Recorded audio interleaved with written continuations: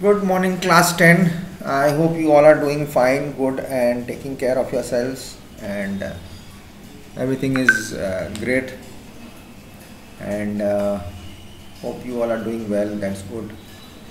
So, and living a disciplined life, don't have to worry about anything, and just be good, and everything else will be good.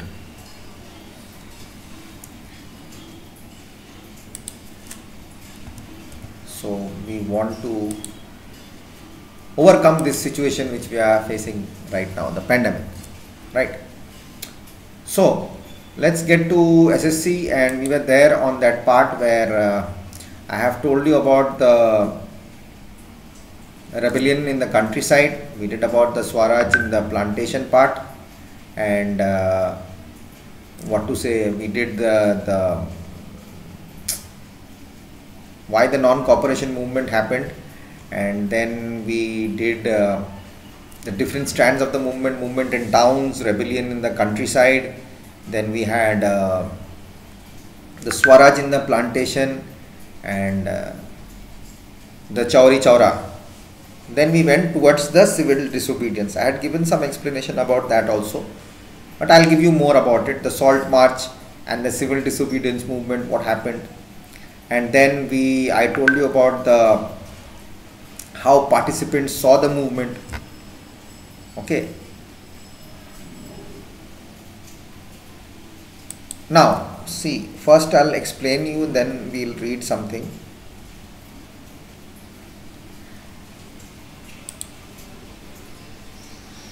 And what I was just thinking is, first I'll read limits of the civil disobedience, and then we have the sense of collective belonging. So I'll read first, or I'll give you the explanation first. How participants saw the movement.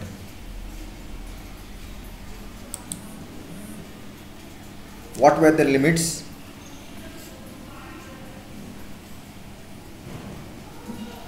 And how did it take part? What were the limits of the civil disobedience? There was a limit. People had gone astray. People had gone against it. People were doing what not, I don't know, and they were taking a wrong information about it. Limited participation of Dalits. It was the limitation of the civil disobedience. Dalits' participation in the civil disobedience movement was very limited, particularly in Maharashtra and Nagpur region, where their organization was quite strong. No participation of Muslims. Some of the Muslim political organizations in India were also lukewarm in their response to the civil disobedience movement. After the non-cooperation Khilafat movement, Muslims felt alienated from the Congress. Now, dominant role of the Sanatanis and the Hindu Mahasabha. The Sanatanis and the Hindu Mahasabha were very dominant. Due to the fear of Sanatanis, the conservative high-class Hindus, Congress ignored the Dalits. Congress was very close to Hindu Mahasabha also. The Hindu Mahasabha strongly opposed the efforts to compromise between Congress and the Muslim League. Problems were there, limitations happened. Clashes between B.R. Ambedkar and Mahatma Gandhi.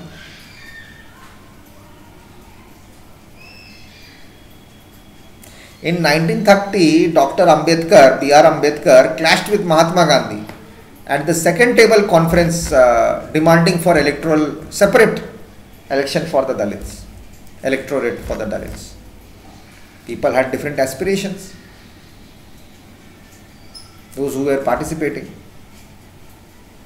There was a difference between the demands of the industrialist people, the working class, and the contrast was more in favor of the rich peasants and the poor peasants' united struggle was not there.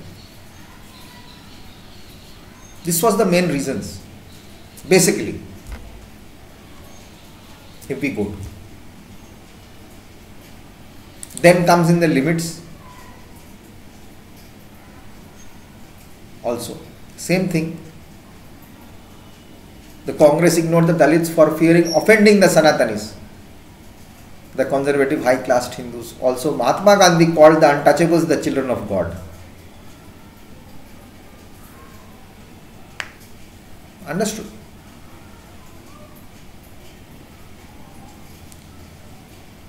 Were there a drawback for the limitations or shortcomings of the civil disobedience movement?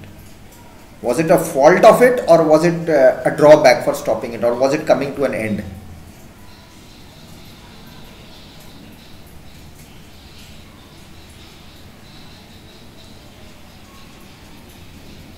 Now, Congress thought that Congress had ignored the Dalits because they were afraid of offending the Sanatanis or the high class Hindus.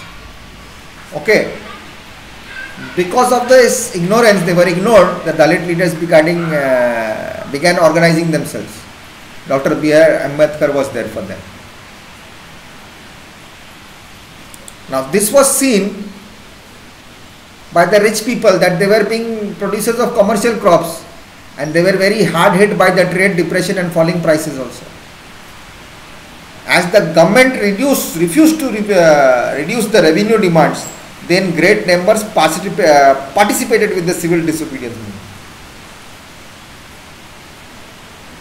Getting my point? They saw this is the time. They are also not reducing, our crops have gone bad, trade is not happening, so now let's join this.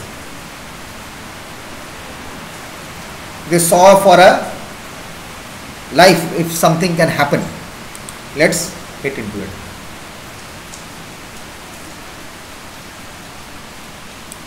Got my point?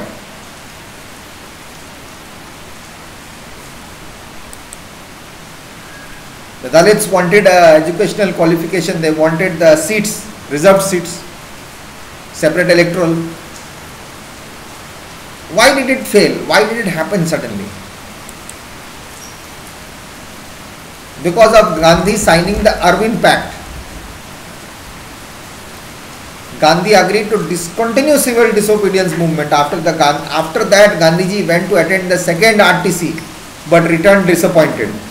By this time, the Viceroy was changed and he was arrested soon, after he reached India along with the major leaders. It was a game played.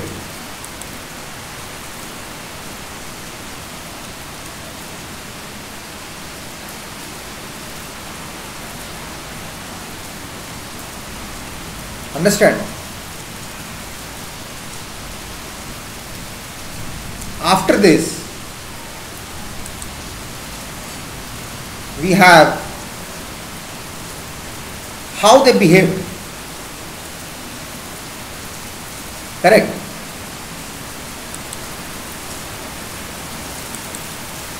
How did they behave? Now, what happened is, I want to tell you that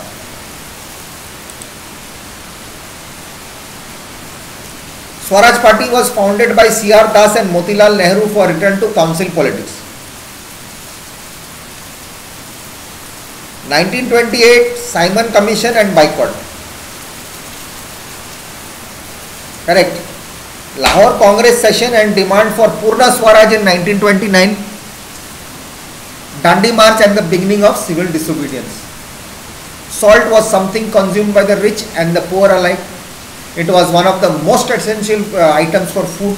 Salt considered a most effective weapon for protest against Britishers.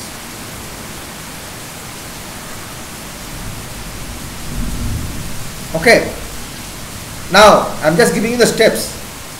Government's repressive policy, Gandhi-Irwin Pact and failure of Roundtable Conference, relaunching of movement. Who participated? Rich peasants, communities, the poor peasantry, business class, industrial workers in Nagpur, and a large scale participation of women took active in this movement. limits Dalits, less participation by untouchables, Ambedkar for separate electorate and Pune Pact of 1932. Very warm response, lukewarm, not much response by Muslim political organization. Now, provision of the Pune Pact 1932 signed between Dr. Ambedkar and Gandhiji. It gave depressed classes reserved seats in central provincial councils, but they were to be voted by the general electorate. The higher classes got angry.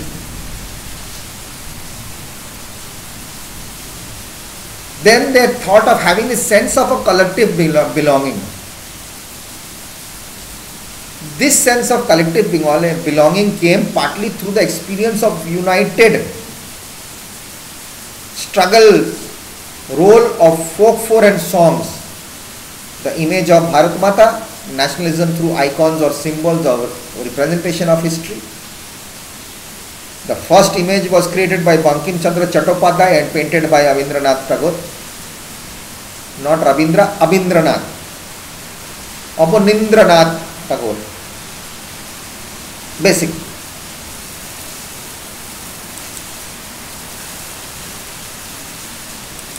Agree to it.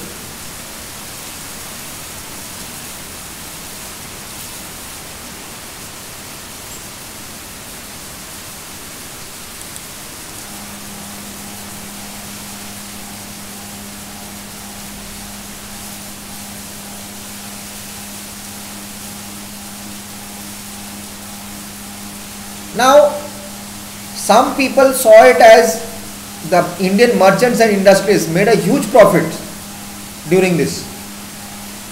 They were actually keen on expanding their business, but reacted against this colonial policies and restricted business activities. They wanted protection against import of foreign goods.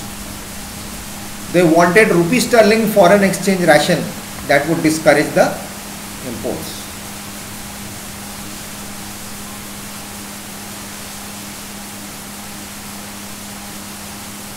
To stop this attack and to create an attack over the colonial control over the Indian economy, they started supporting the civil disobedience movement. Everyone had a reason. I'll come back in the next video.